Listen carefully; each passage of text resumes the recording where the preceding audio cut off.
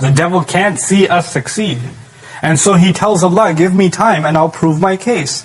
But then what he said, it's so loaded that it's not going to be done in one khutbah. His strategy it's not even a secret. He didn't even hide what he's going to do and how he's going to do it. He actually laid it all out. And Allah laid it all out for us, because part of guidance, part of knowing the road is knowing the dangers on the road. So know your enemy, right? So you can't Allah didn't just give us directions. Here's how you get to heaven. Well, here are all the obstacles on your way to heaven. Here's all the obstacles that will keep you from succeeding. And here's your enemy waiting for you. So he says to Allah, قَالَ فَبِمَا أَغْوَيْتَنِي. And it is only because you made me turn the wrong way. This is what he says to Allah. It is only because you made me turn the wrong way. Who does he blame? Allah. This was your scheme. This was your plan. You knew it would bother me that Adam is made from dirt, and you because you're all-knowing, you messed with me anyway, and you made me sin. It's your fault, not my fault. You got me into this. You did this to me. You just don't like me. You have it out against me. You're the one who cursed me. You're the one who doesn't want me to be forgiven. And because you did this to me, I'm going to do this to these human beings that you love so much. So the first part of that is blaming Allah. And because in his response, you could see, first he refused to do sajda. That was a distance away from Allah. Then he took another step and he said, well, I'm better. Another step away from Allah. That's an act of arrogance. But now he's taken a huge step away from Allah. When he says, no, not only am I not wrong, you're the one who's wrong. You're the one who did wrong to me. Now he's blaming Allah. He's taking even another step. Guess what he's going to do with humanity? He's going to come to each one of us, and first he's going to make us disobey Allah. And then we all disobey Allah at some point.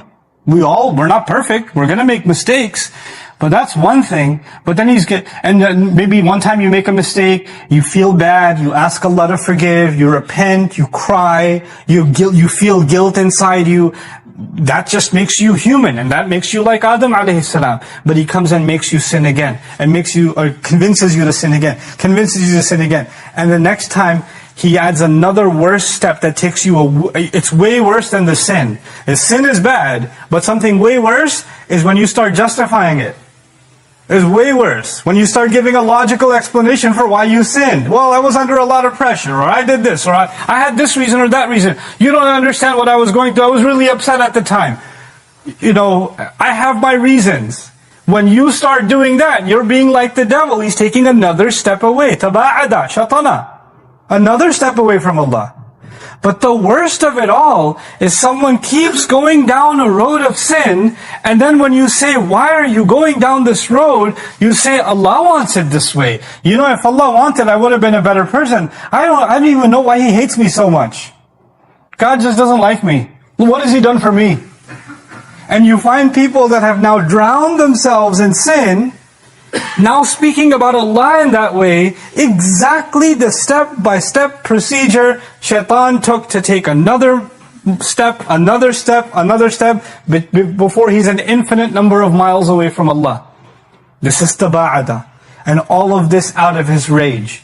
Fueled by the fuel of this vehicle is his rage. So he will want that for humanity. And so he says now to Allah, you're the reason. You're the cause. And you know what? Not only do I want to get away from my road to Allah, but he says, لَأَقْعُدَنَّ عَلَى صِرَاطِكَ الْمُسْتَقِيمِ. He promises to Allah, أَقْعُدَنَّ لَهُمْ صِرَاطَكَ الْمُسْتَقِيمِ. I promise to you, and I swear to you, and I swear to you, and I swear to you. This is called lam al-tawqid and nun thaqila in grammar. What that means is, it's really hard to translate in English. An easy English translation would be, I will sit waiting for them. That would be an easy English translation. But qu'ud actually means to sit somewhere waiting in ambush for an enemy. Qu'ud and a maq'ad in Arabic is where you sit waiting to ambush your enemy. You know how cops sometimes pull in behind the bushes on the highway? waiting for you to speed, that's qu'ud. That's actually qu'ud, okay? وَقْعُدُوا لَهُمْ كُلَّ مَقْعَدْ, Quran says. كُلَّ مَرْصَدْ actually. A place of ambush. But anyway, the idea of qu'ud is to sit somewhere a long time. And qu'ud is different from julus. If I sat on this chair and got up, that's julus. But if I was in qu'ud, I would take my time. So he's got all the time in the world. If you're not messing up, he's okay. He's like, oh, I'll get you eventually. I'm waiting. He's studying you.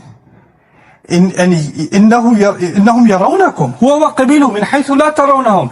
He and his minions are constantly watching you, surveying you from places you can't imagine. They're studying your behavior. They're looking at how you respond to things. They look at what upsets you, what makes you happy, what makes you slip, and then they use that against you.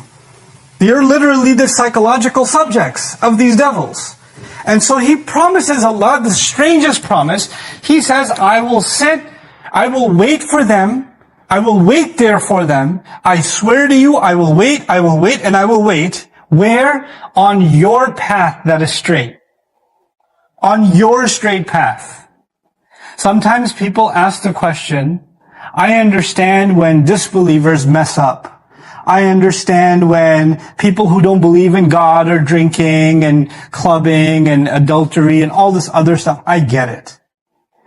But I don't understand why people that look religious, act religious, talk religious, they know Quran, they've memorized, they're wearing hijabs, they just came from Hajj, and look at what they're doing. Look at how they're talking.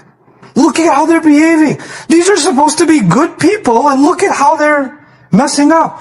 Guess who he comes after more than anyone else? He's bothered by people that are on this path. And he waits to attack you. And when he fails, he moves down 1 mile and says, okay, when you pass this mile marker, maybe I'll get you then. And when you make him fail again, he moves ahead and waits for you again. And you keep going down this path, and he will come at you and come at you and come at you. You know, people that haven't changed for Allah, people that are still in sin, they look at someone who's trying to change and say, you're a good person. You know, Allah made it easy for you. Allah didn't make it easy for anyone. The devil comes to everyone. It doesn't matter if you're praying 5 times a day. It doesn't matter if you're at the Hajj every single night. It doesn't matter if you do Hajj every single year. It doesn't matter if you recited the entire Quran and you recite it over and over and over again. That will never make you immune from the devil waiting for you and coming at you and coming at you and coming at you. And he doesn't attack people the same way. You know, when you study your enemy, you know, in sports, for example, what they do with teams, right? Before they have a match with a team, they study the strategy for that team.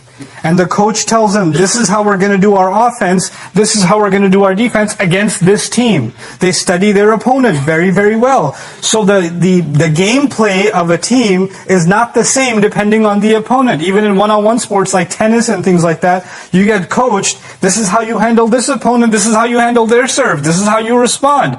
This is exactly what the devil does. His attack is not the same for me as it is for you. He's not going to attack you the same way he attacks me.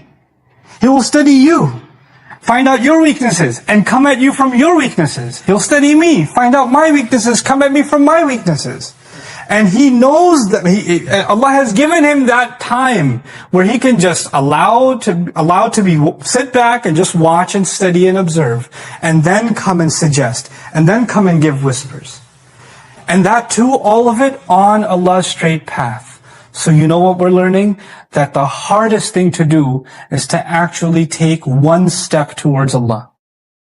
That's the hardest thing to do. Not make 1,000,000 miles of progress. One step towards Allah. Because when you're about to take that one step, He goes, wait. You were my friend. Because when you're going in the other direction, you're the devil's friend.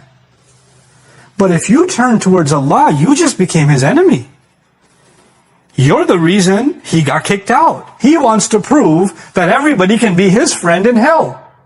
So when you turn around even a little bit, and you take even one step, the devil will come at you in every single possible way he can to dissuade you from turning back. I've even met people that say, everything is going smooth in my life until I start praying. When I start praying, problems start happening. All of a sudden my friends are mad at me. All of a sudden my health is going bad. All of a sudden I'm having this trouble or that trouble or the other trouble. So I'm just scared of praying because things just start messing up. I knew a scholar one time who, his mother was Christian. And she was thinking, he kept inviting her to Islam. And he's old himself. And his mother's very old. And he keeps inviting her to Islam, inviting her to Islam, inviting her to Islam. And she's not ready to leave. And one time she decides that she's thinking about Islam. And she starts getting nightmares every night. There's literally nightmares. Every night. And every time she'd hold on to the crucifix and then go to sleep, the nightmares disappear. The devils know that you're taking a step.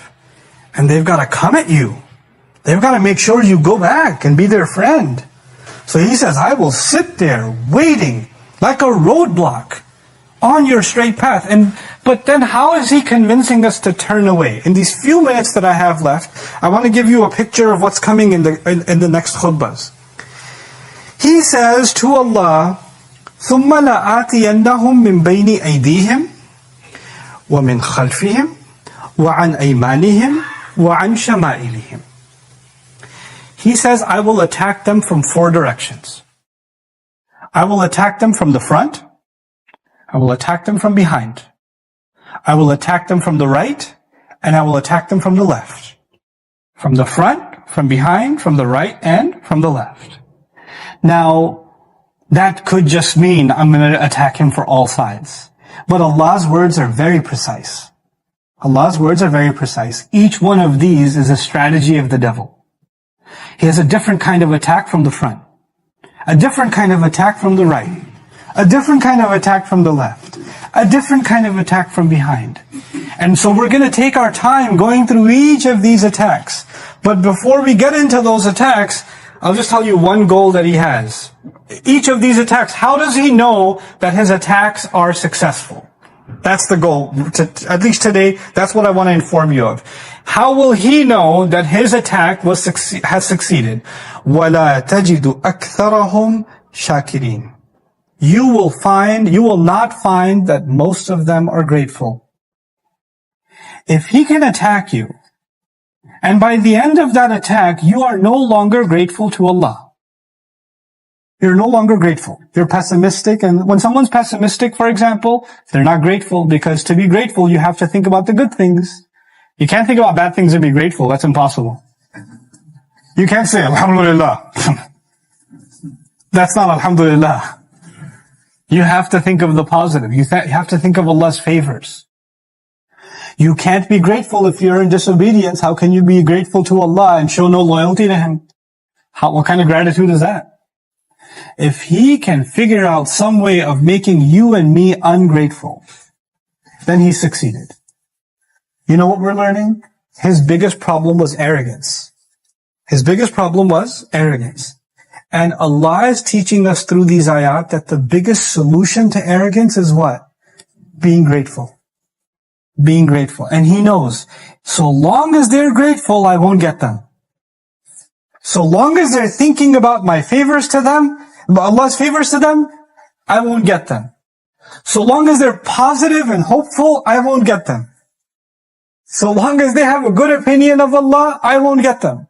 Because, obviously, we can't be grateful to Allah if we're angry with Allah.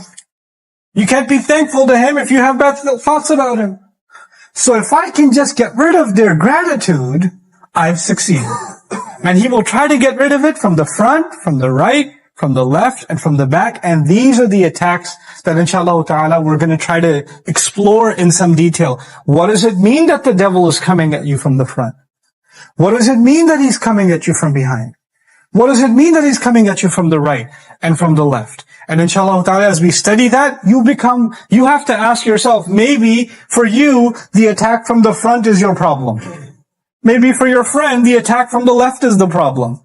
Maybe for another friend, the attack from behind is the problem. He won't get all of us the same way. He'll see, oh, this one didn't work, I'm going to try this side. Oh, that didn't work, I'm going to try the other side. Oh, that didn't work, this one got him.